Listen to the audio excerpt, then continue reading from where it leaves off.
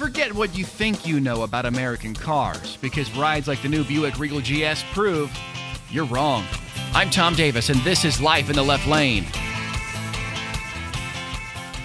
Today we're heading out with Buick's Nick Richards to test drive the new Buick Regal GS. It's an all-wheel drive turbocharged sports sedan built to take on the big boys from Germany and Japan, and I was pleasantly surprised with the results. I don't want to be rude. I'm just saying surprisingly, because when people think of Buick, they think of text with large print. They think of landlines. They think of incontinence.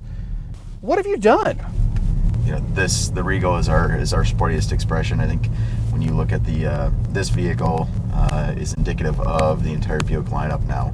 I have been witness to many wills, and it seems like it's always a Buick that's getting handed down to somebody else. What we've done as a brand, what we've done in the showroom, and the type of consumers that are now coming into the Buick showroom and buying Buick vehicles.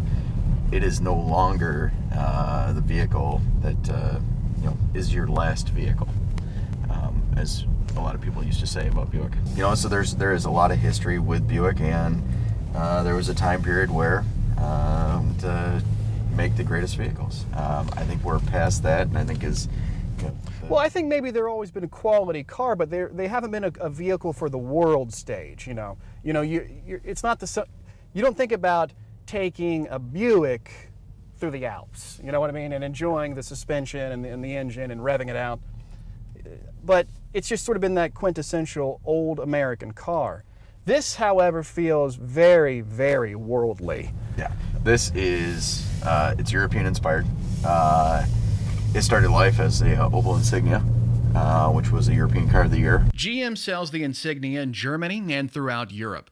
And if you're in the backyard of BMW, Audi, and Mercedes, you have to be good.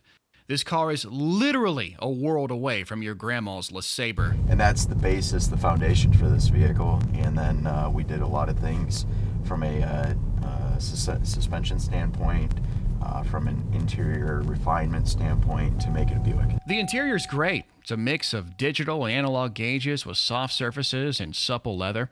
I'm 6'3", and I fit in the thing very comfortably. I got tons of headroom. The missing manual is a problem for me, but apparently not to you, according to sales figures that show stick shifts are all but dead. And the thing is jam-packed with all the safety stuff. So we got our standard backup camera, and what this is doing is it's allowing us to see what is behind the vehicle, and this beeping that's going off is we've got two other systems. We've got rear cross traffic alert, which will tell us if there's something coming from our blind spot, so either from the right or the left. And then we've got rear park assist, so that'll tell us if there's something as we're backing up that is in proximity to the vehicle that we might hit. So as you can see here, we've got a body that we may hit, so it's telling us that not to back up any further. Just by looking at it on the outside, it's a very beautiful vehicle. It's very refined, but you wouldn't guess in looking at it that it'll do 162 miles an hour. Are you kidding me? No. Sounds like a challenge to me. It's a sleeper. 259 horsepower out of a turbocharged 2-liter, almost 300 foot-pounds of torque, and the best part is, the cops are never going to be looking for a speeding Buick. Not a lot of body roll in it. I mean, it just feels like a really sporty car. And, in the real world, I'm not talking about a skid pad or something, but in the real world, when I've got my daughter and my son back here, and, we're on our way to the grocery store, you don't have a lot of time for skid pads. I mean, you're going to get some Lucky Charms or something. Yep. And you get just a little taste of that sporty feel, and, it's just enough to satisfy a grown man. That's something you could not do with an American car, 5-10 years ago.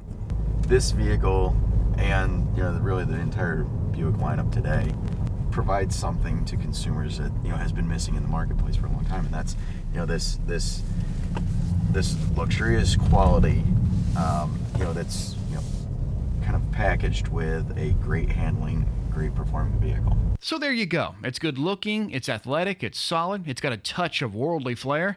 It's like Maria Sharapova, only lots cheaper.